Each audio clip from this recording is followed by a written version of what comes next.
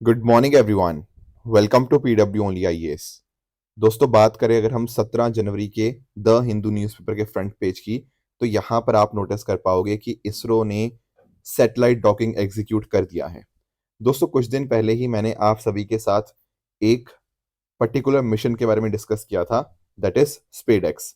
And इस इसरो के SpaDeX mission के अंदर मैंने आपको बताया था कि किस तरह से यहाँ पर दो सैटेलाइट्स होंगी।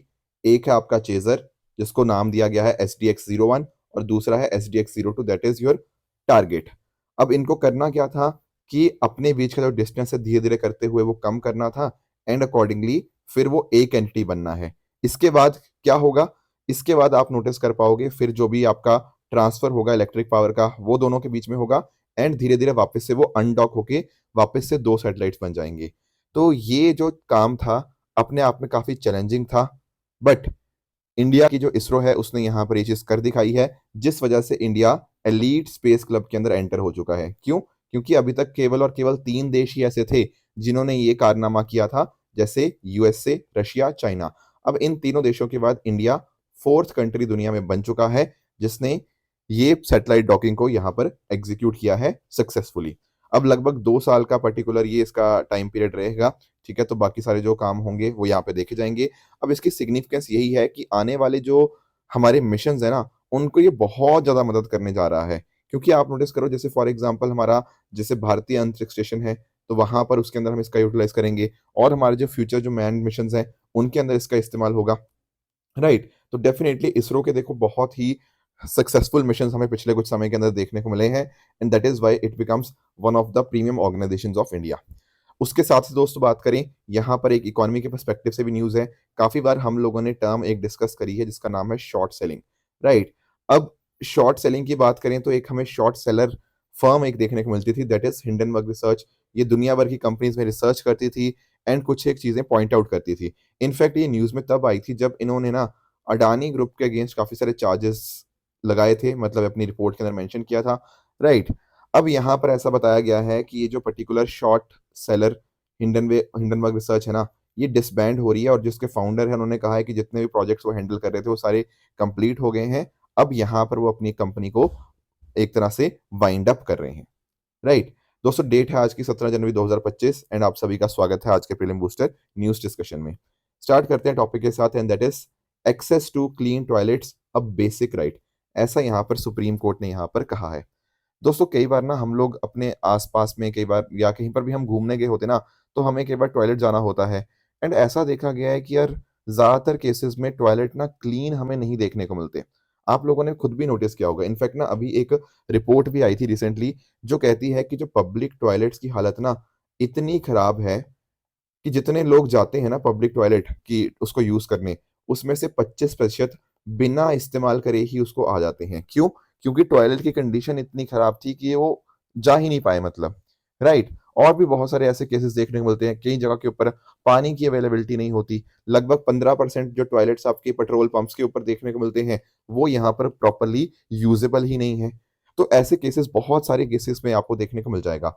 एक ना सुप्रीम कोर्ट के अंदर एक जजमेंट, एक रिट पिटिशन गई थी, जहां पर बोला गया था कि कोर्ट्स के प्रीमिसेस के अंदर या ट्रिब्यूनल्स में भी आपके पास proper clean gender sensitive toilets यहाँ पे नहीं देखने को मिलते। तो इसके रिगार्डिंग ही सुप्रीम कोर्ट ने अपना एक जजमेंट दिया है, जहां पर उन्होंने बोला है कि जो क्लीन टॉयलेट है वो सबका क्या है, it is essential for human dignity, और ये एक बेसिक राइट है। इसमें उन्होंने बात करी main, women, person with disability and transgenders. ये बेसिक राइट है, ये असेंशियल पार्ट है ह्यूमन डिग्निटी का। यहाँ पर ये बात सुप्रीम कोर्ट ने यहाँ पे बोली है। तो ये स्टेट की और यूनियन टेरिटरीज की ड्यूटी बनती है कि क्लीन वॉशरूम्स वो प्रोवाइड करें। ठीक है, प्रॉपर मेंटेनेंस उनकी हो, एंड प्रॉपर ड्रिंकिंग वाटर भी सबके लिए यहाँ पे अवेलेबल हो पाए। ये स्टेट और यूटी की जिम्मेदारी बनती है। अगर स्टेट या यूटी ये सब भी प्रोवाइड नहीं कर सकती तो वो फिर वेलफेयर स्टेट कहलाने के काबिल ही नहीं है। यहाँ पर सुप्रीम कोर्ट ने कुछ डायरेक्शंस भी इशू करी कि किस तरह से जेंडर सेंसिटिव वॉशरूम्स यहाँ पे कंस्ट्रक्ट करने चाहिए, सेपरेट टॉयलेट फैसिलिटीज होनी चाहिए। ठीक है, एंड साथ ही साथ अगर हम बात करें, जो एक्सेस टू प्रॉपर सैनिटेशन है ना, वो फंडामेंटल राइट भी यहाँ पे रिकॉग्नाइज करा गया है अंडर आर्टिकल 21 ऑफ कॉन्स्टिट्यूशन, जिसके अंदर सेफ एंड हाइजीनिक एनवायरनमेंट भी आ जाता है। दोस्तों, आप सभी को पता होगा कि आज से लगभग 10 साल पहले ना हमने एक मिशन लॉन्च किया था, वो था हमारा स्वच्छ भारत मिशन, ठीक है। 2 अक्टूबर 2014 को ये जो मिशन है लॉन्च किया गया था। अब इसके अंदर बात करें तो डेफिनिटली हमने काफ़ी अच्छा काम किया है। जैसे फॉर एग्ज़ाम्पल अगर हम बात करें, 12 करोड़ टॉयलेट्स यहाँ पे बनाए गए हैं देश भर के अंदर, एंड लगभग 5.87 लाख विलेजेस को ओडीएफ प्लस का यहाँ पे स्टेटस यहाँ पे मिला है। एंड साथ ही साथ अगर हम बात करें ना, तो देखो डेटा तो हमारे पास ना अपडेटेड वाला है नहीं, पर जितना डेटा था, जैसे for example under 5 mortality rate, ये 2014 में थी ये नंबर 45, एंड 2020 में ये कम होकर 32 हो चुकी है। इसके अलावा रूरल सैनिटेशन की बात करें तो 2013 में ये नंबर लगभग 41% था, एंड 2019 में ये नंबर लगभग 90% था। मैटरनल मोर्टेलिटी रेट की बात करें तो ये नंबर भी कम होकर 97 तक पहुंच गया है। तो यानी कि सैनिटेशन का हमारी हेल्थ के ऊपर, हमारे जो इन्फेंट मोर्टेलिटी रेट है या मैटरनल मोर्टेलिटी रेट है, उन सभी के ऊपर डेफिनिटली इम्पैक्ट पड़ता है, ठीक है। एंड अगर हम अच्छे से सैनिटेशन की तरफ काम करेंगे, उससे स्कूल ड्रॉप आउट भी कम होंगे, महिलाएं भी ज़्यादा सेफ फील करेंगी टॉयलेट्स को इस्तेमाल करते हुए। तो all of these things become very very important. Plus at the same time जब प्रॉपर सैनिटेशन होता है, उससे कहीं ना कहीं लोग कम बीमार पड़ते हैं, है ना। एंड उससे क्या होगा, जैसे कॉलरा हो गया, टाइफाइड हो गया, इस तरह की चीज़ें कम होंगी उनको, एंड डेफिनेटली उससे फिर अकॉर्डिंगली जो उनका खर्चा था इन चीज़ों के ऊपर, वो भी कहीं न कहीं कम होगा। इनफैक्ट ऐसा देखा गया है कि अगर प्रॉपर सैनिटेशन होता ना, उससे स्टंटिंग और वेस्टिंग, इनके नंबर्स भी कम होते हैं। तो ये सारे बेनिफिट्स हमें यहाँ पे देखने को मिल जाते हैं। तो डेफिनिटली देखो, जो सुप्रीम कोर्ट ने बात कही है कि क्लीन टॉयलेट्स एक बेसिक राइट है, डेफिनिटली वो देश भर के अंदर होना ही होना चाहिए। अगला दोस्तों हमारे सामने टॉपिक है, वो है विद रिगार्ड्स टू जल्लीकट्टू। दोस्तों अभी क्या हुआ कि मदुरई के अंदर एक जल्लीकट्टू इवेंट हो रहा था। वहां पर एक बुल टेमर था, उसने यहाँ पे अपनी जान गंवा दी इस पर्टिकुलर टाइम के ऊपर, एंड 75 पार्टिसिपेंट्स को यहाँ पे इंजरीज हुई हैं। तो एक काम करते हैं, थोड़ा सा यहाँ पे पहले तो इस फेस्टिवल को समझने की कोशिश करते हैं, इस इवेंट को, फेस्टिवल नहीं, इवेंट को। देखो फेस्टिवल क्या है, फेस्टिवल तो है आपका पोंगल हार्वेस्ट फेस्टिवल, ठीक है। इस पोंगल फेस्टिवल के ऊपर ना क्या होता है, तमिलनाडु के अंदर एक बुल टेमिंग स्पोर्ट यहाँ पे करी जाती है। बुल टेमिंग का मतलब, ये जो बुल है ना आपके सामने, आप देख पा रहे होंगे, इसको कंट्रोल करने की कोशिश करी जाती है। टेमिंग का मतलब कंट्रोल करना ही होता है, उसको उसको काबू में लाना होता है। तो बहुत सारे यहाँ पे ऐसे जैसे लोग हैं, ये कोशिश करते हैं कि कैसे यहाँ पर ये जो बुल है, इसको कंट्रोल में ला पाएँ, इसको काबू में ला पाएँ, ठीक है। तो यही है आपका यहाँ पे जो इवेंट होता है, इसको नाम बोलते हैं हम जल्लीकट्टू। अब इसको नाम अलग-अलग नामों से भी जाना जाता है, जैसे फॉर एग्ज़ाम्पल एडुथु ज़ुवल, ठीक है। आई एम वेरी सॉरी, देखो मुझे नहीं आती है तमिल, तो मैं प्रोनाउंस नहीं कर पाऊँगा, ठीक है। और भी इसके डिफरेंट-डिफरेंट आपको यहाँ पे वेरिएशंस आपको देखने को मिल जाएँगे। अब होता दरअसल में पता क्या है, अगर देखो जैसे जो बंदा इसको कंट्रोल करने की कोशिश कर रहा है, मान लो जैसे ये बंदा है, इसको कंट्रोल करने की कोशिश कर रहा है इस बुल को, अगर तो ये जीत गया, अगर इसने इसको काबू में ले आया, तो डेफिनिटली इसको प्राइज़ मिलेगा। और अगर मान लो ये नहीं कंट्रोल कर कर पाया, या ये कोई भी, तो क्या होगा, जो भी ओनर है ना जिस बुल का, जो इस बुल का मालिक है, उसको यहाँ पे प्राइज़ मिल जाएगा। तो दरअसल में ना ये कोई आज की बात नहीं है, ये जल्लीकट्टू बहुत लंबे टाइम से है। जैसे फॉर एग्ज़ाम्पल कुछ मोहनजोदारो के अंदर ना हमें जो इसकी मिली हैं, सील्स मिली हैं, उसके अंदर भी बुल टेमिंग के आपको इंसिडेंट्स देखने को मिल जाएँगे, राइट? इसके अलावा जो हमारे तमिल एपिक्स हैं, जैसे फॉर एग्ज़ाम्पल आप लोगों ने शिल्पादिकरम सुना होगा, जिसको इलांगो के द्वारा यहाँ पे किया गया था। तो ये तमिल लिटरेचर के अंदर भी यहाँ पे जल्लीकट्टू मेंशन है, ठीक है? बहुत सारे और भी तमिल एपिक्स के अंदर आपको ये मेंशन्ड आपको देखने को मिल जाएगा, ठीक है? एंड आप अंडरस्टैंड कर पाओगे, जो बुल की एक पर्टिकुलर टाइप है, पुलिकुलम, जो कि शिवगंगाई डिस्ट्रिक्ट को नेटिव है, वो नॉर्मली यहाँ पे यूज़ होती है जल्लीकट्टू के अंदर। एंड ये Madurai, Tiruchirappalli, Theni, Pudukkottai and Dindigul, in particular regions के अंदर बहुत ज़्यादा ये आपको जल्लीकट्टू पॉपुलर देखने को मिल जाएगा। तो यहाँ पर नेचर को सेलिब्रेट किया जाता है, कैटल वर्शिप की जाती है, उसके लिए डेफिनिटली इसकी कल्चर सिग्निफिकेंस देखने को मिल जाएगी। अब क्वेश्चन मार्क ये उठता है कि भाई ऐसे करना क्या सही है? क्योंकि एक तरह से हम यहाँ पर एक एनिमल को इन्वॉल्व कर रहे हैं, तो ये एनिमल क्रुएल्टी के अगेंस्ट नहीं जाता। देखो अगर हम बात करें ना, संविधान के अंदर कुछ एक आर्टिकल ज़रूर हैं, जो बात करते हैं एनिमल और कल्चर की। जैसे फॉर एग्ज़ाम्पल आर्टिकल 48 ए बात करता है कि स्टेट्स को काम करना चाहिए एनिमल वेलफेयर को बेहतर बनाने के लिए, वाइल्ड लाइफ को सेफगार्ड करने के लिए, एंड इंश्योर ये करना चाहिए कि एनिमल प्रॉपर ग्रोथ होती रहे। इसके साथ ही साथ हमारी फंडामेंटल ड्यूटी भी है आर्टिकल 51 ए जी के अंतर्गत, जहां पर बात करेगी कि सिटीजन्स को कंपैशन दिखाना चाहिए फॉर एनिमल्स, एंड उनको वाइल्ड लाइफ प्रोटेक्ट करनी चाहिए। इसके अलावा राइट टू लाइफ जो है, उसके अंदर एनिमल लाइफ भी आता है अंडर आर्टिकल 21, ठीक है। एंड साथ साथ अगर हम बात करें, हमारे कुछ राइट्स भी हैं, जैसे फॉर एग्जांपल आर्टिकल 29(1) जो बात करता है, वो बात करता है कि कल्चरल राइट्स सिटीजन्स के प्रोटेक्ट होने चाहिए, एंड इवन इसके अंदर आपकी जो ट्रेडिशनल प्रैक्टिसेस है जैसे जलीकट्टू, वो भी आ जाती है। एंट्री 17 की बात करें लिस्ट 3 की, तो यहाँ पर आपका ये कौन सी लिस्ट हुई? ये हुई कॉन्करेंट लिस्ट, ठीक है, लिस्ट 3 है ना, तो कॉन्करेंट लिस्ट के अंदर बात करी गई है कि सेंट्रल और स्टेट गवर्नमेंट दोनों यहाँ पे लेजिस्लेट कर सकती हैं ताकि एनिमल्स के अगेंस्ट क्रूरलिटी यहाँ पे ना हो। अब दोस्तों हुआ पता क्या था, एक ना सुप्रीम कोर्ट के अंदर मुद्दा गया था, animal welfare board of India versus A Nagaraj case. ठीक है, ये 2014 में केस किया था। अब यहाँ पर क्योंकि आप नोटिस कर पाओगे हमारे पास एक एक्ट है, prevention of cruelty to animals act 1960, and इसी के अंतर्गत कौन बना था, इसी के अंतर्गत animal welfare board of India को बनाया गया था। अब ये जो केस गया सुप्रीम कोर्ट के अंदर, इस केस के अंदर सुप्रीम कोर्ट ने जली कट्टू के ऊपर बैन लगा दिया, एंड उन्होंने बोला कि इससे एनिमल राइट्स का कहीं ना कहीं वॉयलेशन होता है, बुल्स के अगेंस्ट की क्रुएल्टी है, और ये आर्टिकल 29 के अगेंस्ट 21 के अगेंस्ट जाता है, क्योंकि आप नोटिस कर पाओगे जो एनिमल्स की राइट टू लाइफ है वो कहीं ना कहीं यहाँ पे हैम्पर होती है। एंड यहाँ पे सुप्रीम कोर्ट ने और भी बोला कि डेफिनेटली हमें जो हमारा एक्ट है उसको स्ट्रिक्टली यहाँ पे इन्फोर्स करना चाहिए। तो 2014 के अंदर तो ये केस हो गया, मतलब सुप्रीम कोर्ट ने ये बात बोल दिया, तो 2 साल तक ऐसा ही रहा, 2014 से लेकर 2016 तक ना जो आपका जलीकट्टू था वो बैंड ही था। बट बाद में जाके क्या होता है, जो तमिलनाडु की सरकार है 2017 के अंदर इस एक्ट के अंदर यहाँ पे कुछ चेंजेस करती है। मैंने आपको बताया ना ये कॉन्करेंट लिस्ट का पार्ट है, तो स्टेट गवर्नमेंट यहाँ पे लेजिस्लेट कर सकती हैं, तो उन्होंने यहाँ पे कुछ चेंजेस करे। एंड बाद में जब मुद्दा सुप्रीम कोर्ट के अंदर गया तो सुप्रीम कोर्ट ने कहा कि ठीक है, तमिलनाडु का जो लॉ है वो जलीकट्टू को अलाउ करता है क्योंकि उसकी कल्चर इंपॉर्टेंस है। तो आज के समय यहाँ पे जलीकट्टू बैन नहीं है, बस 2014 से लेकर 2016 के बीच में था। पर जब तमिलनाडु सरकार ने कुछ बदलाव कर दिए अपने एक्ट के अंदर, तो अकॉर्डिंगली उसके बाद से बिल्कुल सब कुछ सही चल रहा है। तो ये है जलीकट्टू के बारे में। देखो जलीकट्टू चलो ठीक है, तमिलनाडु का हो गया, उसके अलावा भी और कुछ कुछ स्टेट्स के अंदर इस तरह की कुछ स्पोर्ट्स देखने को मिल जाएंगे। जैसे एक है कंबाला, ठीक है, बड़ा ही पॉपुलर हुआ था आज से लगभग 4 साल पहले। एक पर्टिकुलर पर्सन था, वो अपने फेलो के साथ काफी तेज भागा एक रेस के अंदर, एंड काफी लोगों ने उस टाइम बोला था कि यार ये तो उसेन बोल्ट की तरह भागा है, राइट। तो उस वक्त समय कंबाला जो था कर्नाटका के अंदर वो बहुत पॉपुलर हुआ था। एंड ये एक हार्वेस्ट फेस्टिवल है जहां पर वाटर फिल्ड पैडी फील्ड्स के अंदर लोग इस तरह से भागते हैं विद देयर बफेलोस। इसके अलावा अगर हम बात करें, बुलक कॉट रेसिंग हमें महाराष्ट्र के अंदर भी पंजाब के अंदर देखने को मिल जाएगी। कॉक फाइटिंग हमें देखने को मिलती है आंध्र प्रदेश के अंदर, तमिलनाडु के अंदर, ठीक है, यहाँ पे कॉक जो होते हैं रूस्टर फाइट्स हमें देखने को मिल जाएंगी संक्रांति के समय के ऊपर। इसके अलावा कैमल रेस होती है राजस्थान के अंदर, जैसे पुष्कर मेले के अंदर। इसके अलावा अगर हम बात करें धीरियों की बात करें, ये आपको गोवा में देखने को मिलेगा, ये एक बुल फाइटिंग स्पोर्ट है, एंड ये रूरल एरियाज के अंदर मोजली कंडक्ट करी जाती है। तो ये कुछ स्पोर्ट्स के बारे में भी आपको यहाँ पे जानकारी होनी चाहिए, ठीक है। अगले टॉपिक पे दोस्तों चलते हैं। अगला टॉपिक हमारा है काशी तमिल संगमम 3.0। थोड़ा इसको अंडरस्टैंड करने की कोशिश करते हैं कि आखिर ये मुद्दा क्या है। देखो एक्चुअल में ना पहले आप 3.0 पे तो आएंगे, पर आप सोचो काशी क्या है। सर काशी हमारे बनारस, हमारी वाराणसी को बोला जाता है, राइट। और तमिल भी आप लोग जानते होंगे। तो एक आपका नॉर्थ हो गया, एक आपका साउथ हो गया। तो दरअसल में ना नॉर्थ और साउथ के बीच में हिस्टोरिकल और साथ ही साथ आपके सिविलाइजेशन कनेक्ट्स हैं, ठीक है। हमारे पास बहुत सारे अलग अलग यहाँ पे एविडेंसेस देखने को मिलते हैं, या अलग अलग हमारे लिटरेचर्स के अंदर मेंशन्ड है क्या, कि नॉर्थ और साउथ का हमेशा एक कनेक्ट रहा है। एंड मिनिस्ट्री ऑफ एजुकेशन की कोशिश यही है कि इस कनेक्ट को हम यहाँ पे और स्ट्रेंथन करें, इसको और प्रमोट करें। जैसे मैं आपको एग्जांपल देता हूँ, अगर आप लोगों ने सुना होगा कि जो किंग दशरथ थे, ठीक है, जो आपके भगवान राम के जो फादर थे, उन्होंने क्या किया था, उन्होंने विजिट किया था कांचीपुरम, ठीक है। तो डेफिनेटली नॉर्थ साउथ का यहाँ पे कनेक्ट हमें देखने को मिल जाएगा।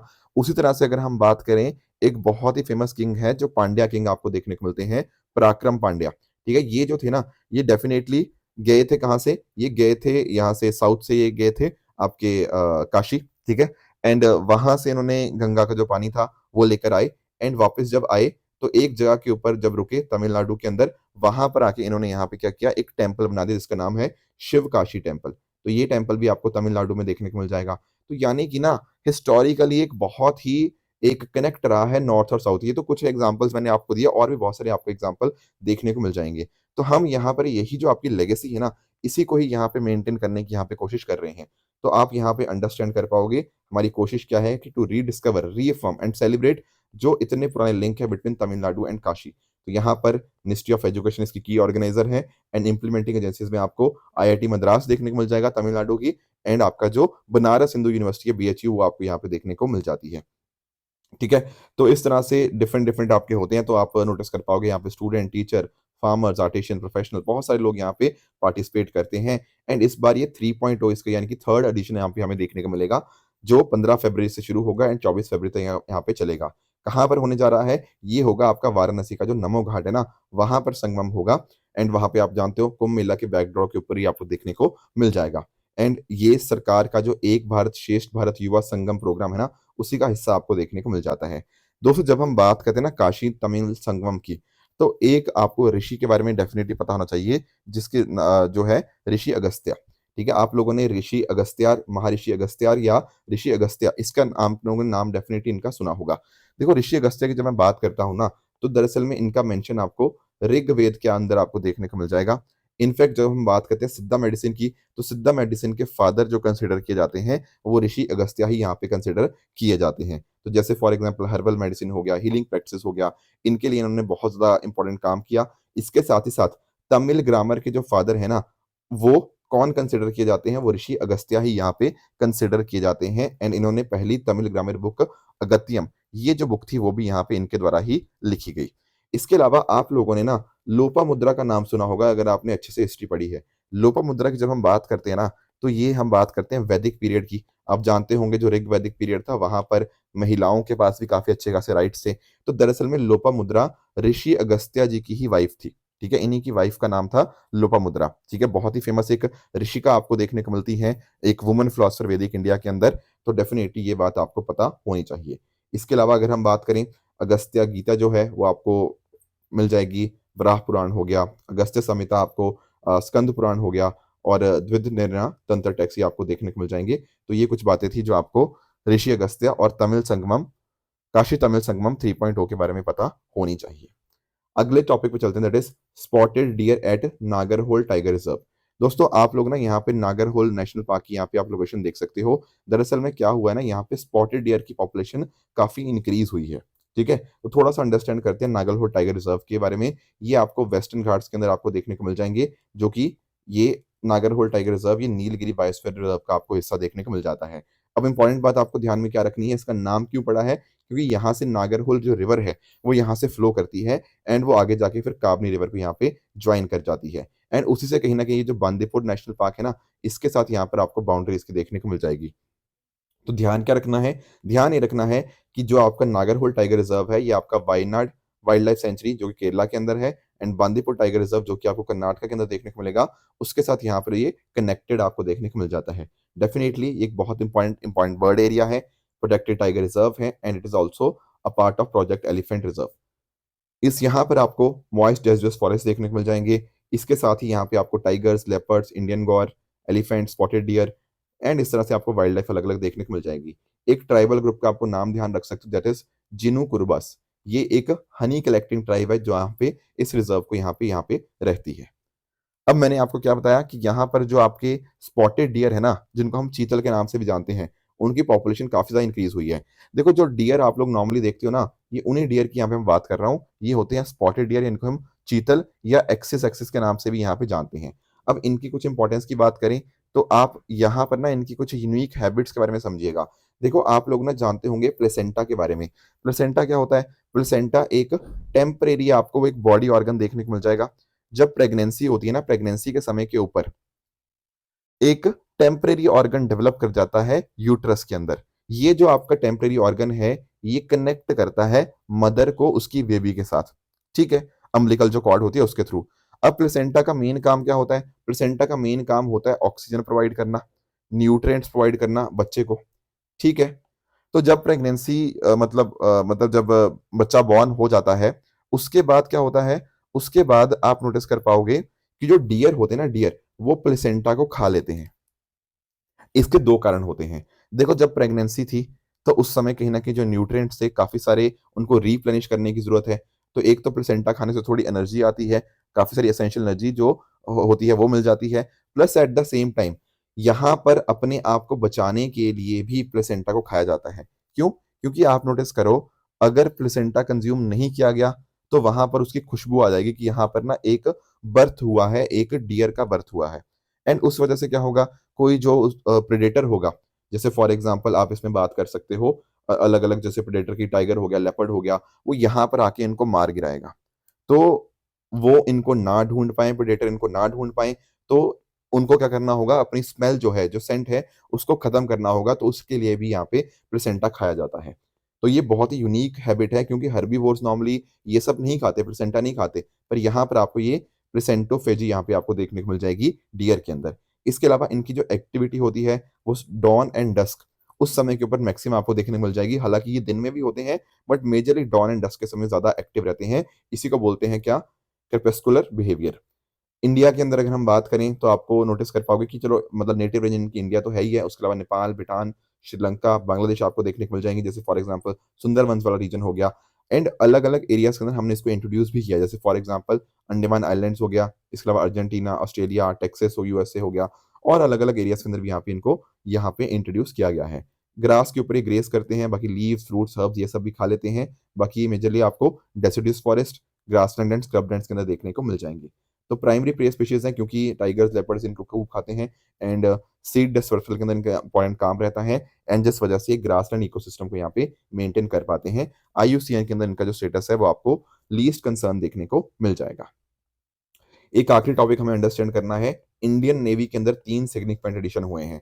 इंडियन नेवी की हिस्ट्री के अंदर पहली बार ऐसा हुआ है, एक फ्रिगेट, एक डिस्ट्रॉयर और एक सबमरीन ये सेम ही दिन यहाँ पे कमीशन करेंगे, जो ये कहीं ना कहीं दिखाता है कि भारत जो आत्मनिर्भर भारत अचीव करना चाहता है उसकी तरफ यहाँ पे डेफिनेटली कदम बढ़ा रहा है। तो क्या है ये 3 चीजें? पहला है एक फ्रिगेट है जिसका नाम है आईएनएस नीलगिरी, डिस्ट्रॉयर का नाम है आईएनएस सूरत, सबमरीन का नाम है आईएस बख्शीर।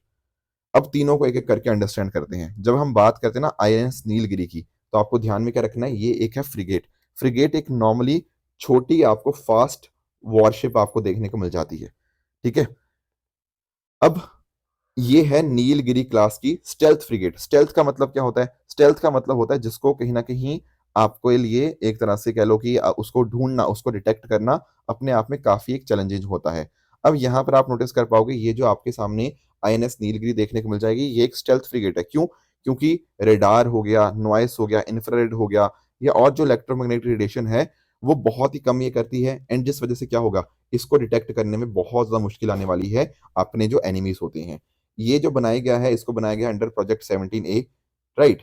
एंड प्रोजेक्ट 17A के टोटल अंदर 7 फ्रिगेट्स को बनाया जाएगा। उसमें से जो पहली फ्रिगेट है वो आपको यहाँ पे आईएनएस नीलगिरी देखने को मिल जाएगी। इसको बनाया गया है Mazagon dock ship builder limited Mumbai के द्वारा, एंड साथ ही साथ जो garden reach ship builder and engineers Kolkata के द्वारा यहाँ पे इसको बनाया गया है। ये एक सुपरसोनिक, मतलब इसके साथ साथ इसके ऊपर supersonic surface to surface missiles के साथ इसको इक्विप किया गया है, ताकि इसकी जो पोटेंशियल है वो काफी ज्यादा बढ़ पाए। अब क्योंकि और भी यहाँ पे है, जैसे for example medium range surface to surface, sorry surface to air missiles भी इसके ऊपर यहाँ पे इक्विप करी गई हैं। तो क्योंकि इसके ऊपर इतनी इंपॉर्टेंट वर्सेटाइल वेपन्स और कैपेबिलिटीज हैं, इस वजह से क्या होगा, ये जो फ्रिगेट है ना, ये बहुत इंपॉर्टेंट रोल प्ले कर सकती है एंटी सरफेस, एंटी एयर और एंटी सबमरीन वॉरफेयर ऑपरेशंस के अंदर। दूसरा जो था that is INS Surat. INS Surat क्या है? आईएनएस सूरत आपको यहाँ पे एक गाइडेड मिसाइल डिस्ट्रॉयर देखने को मिल जाएगा। अब गाइडेड मिसाइल डिस्ट्रॉयर से फायदा क्या होता है? देखो डिस्ट्रॉयर क्या है, एक तरह की होती है, ये वॉरशिप ही है। अब इनकी जो स्पीड होती है वो बहुत ज्यादा होती है, एंड इनको ना मनूवर करना, ऐसे मूव करना काफी ज्यादा इनके अंदर देखने को मिल जाएगी। और इनकी जो स्ट्राइक कैपेबिलिटी होती है वो भी आपको अच्छी खासी देखने को मिल जाएगी, जिस वजह से नेवल ऑपरेशंस के अंदर, खासकर जो ऑफेंसिव नेवल ऑपरेशंस है वहां पर बहुत ज्यादा इनका काम देखने को मिल जाएगा। तो आप नोटिस कर पाओगे प्रोजेक्ट 15B के अंतर्गत जो चौथी और final stealth guided missile destroyer है वो आईएनएस सूरत ही है। इससे पहले जो 3 थी वो थी INS Visakhapatnam, INS Mormugao and INS Imphal. तो ये चौथी आपको देखने को मिल जाएगी। एंड जो सबसे इंपॉर्टेंट पॉइंट आपको बिल्कुल भी मिस नहीं करना, वो ये है कि भारत की पहली नेवी वॉरशिप जिसके अंदर एआई का हमने इस्तेमाल किया है, आर्टिफिशियल इंटेलिजेंस का, ताकि उसकी ऑपरेशनल एफिशिएंसी बढ़ पाए, वो और कोई नहीं, वो आपको यहाँ पर आईएनएस सूरत ही देखने को मिल जाएगी। तो इसको बनाया गया है Mazagon dock shipyard, sorry ship builder limited के द्वारा।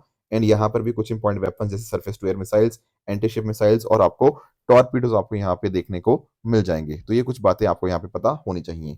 इसके अलावा अगर हम बात करें तीसरे की, दैट इज आईएनएस बख्शी, तो ये आपको एक सबमरीन देखने को मिल जाएंगी। जो सबमरीन क्या है, सबमरीन की आपको अंडर वाटर कैपेबिलिटीज यहाँ पे आपको देखने को मिल जाती है, जिस वजह से इनको यहाँ पे डिटेक्ट करना वो बहुत मुश्किल हो जाता है। ऐसा बताया जा रहा है कि जो आईएनएस बख्शी है ना, वो अपने आप में दुनिया की सबसे silent and versatile diesel electric submarine में से एक आपको देखने को मिल जाएगी, जिस वजह से इसको डिटेक्ट करने के अंदर एनिमीज को बहुत ज्यादा डिफिकल्टी आएगी।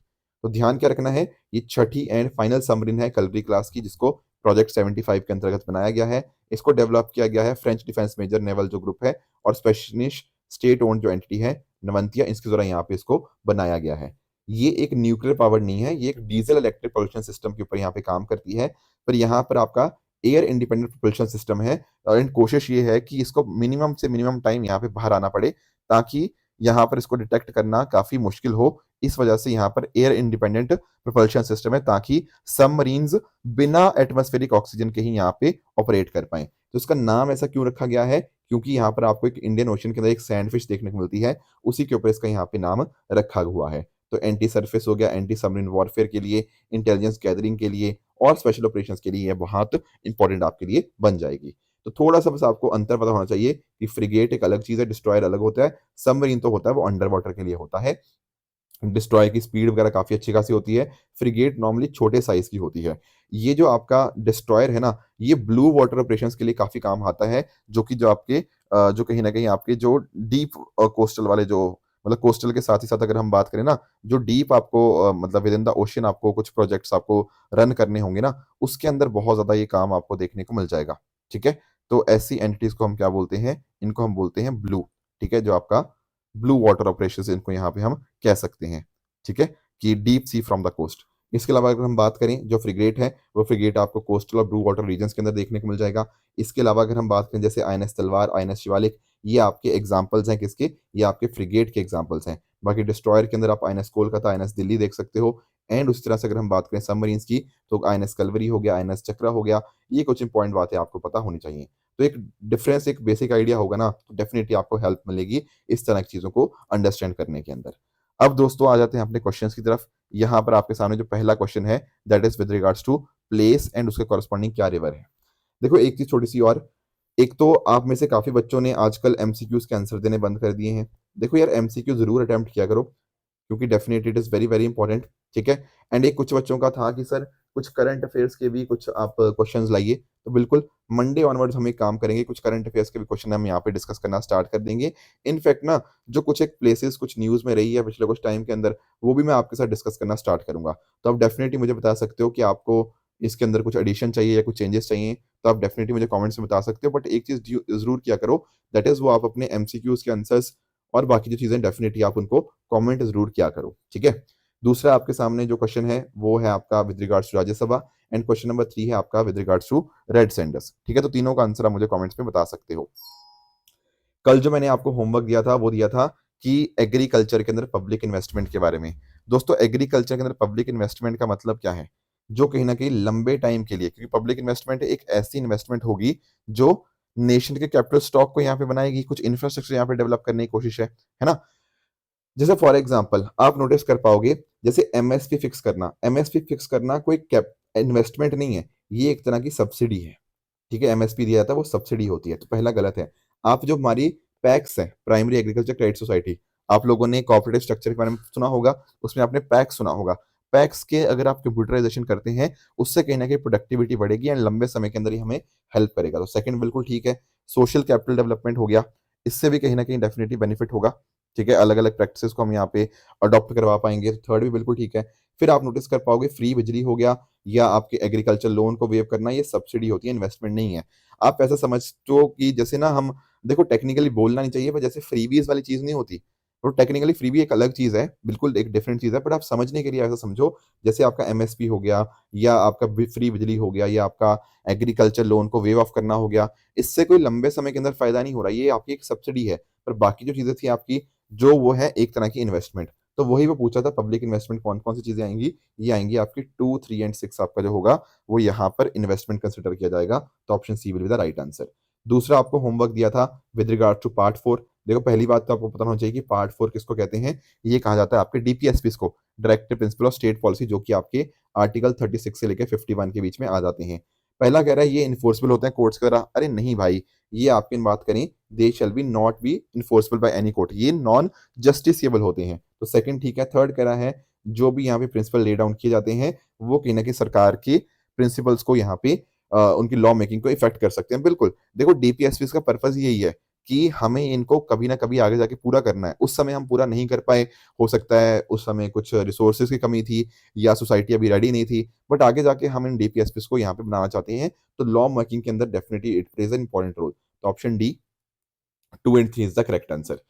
देखो एक और क्वेश्चन यहाँ पे मैंने आपको पूछा था, that is with regards to Mian Tansen. तो यहाँ पर पहला स्टेटमेंट कह रहा है कि जो तानसेन वो टाइटल था वो एम्परर अकबर के द्वारा दिया गया था। नहीं, ये यहाँ पर दिया गया था राजा विक्रमजीत ऑफ ग्वालियर, इनके द्वारा यहाँ पे टाइटल दिया गया था।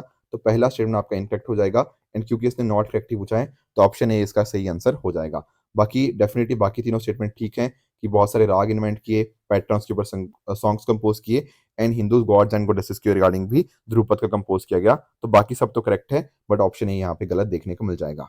इसके अलावा दोस्तों बात करें ट्रू एंड फॉल्स स्टेटमेंट्स की, तो यहाँ पर आप नोटिस कर पाओगे कुछ स्टेटमेंट्स हैं, आप बता सकते हो इनमें से कौन सा ठीक है कौन सा गलत है। एंड जो कल मैंने आपको होमवर्क दिया था, एक था नाग MK2 मिसाइल के रिगार्डिंग, इनकी जो ऑपरेशन रेंज है वो 7 से लेकर 10 किलोमीटर के बीच में है। तो पहला स्टेटमेंट आपका गलत हो जाएगा।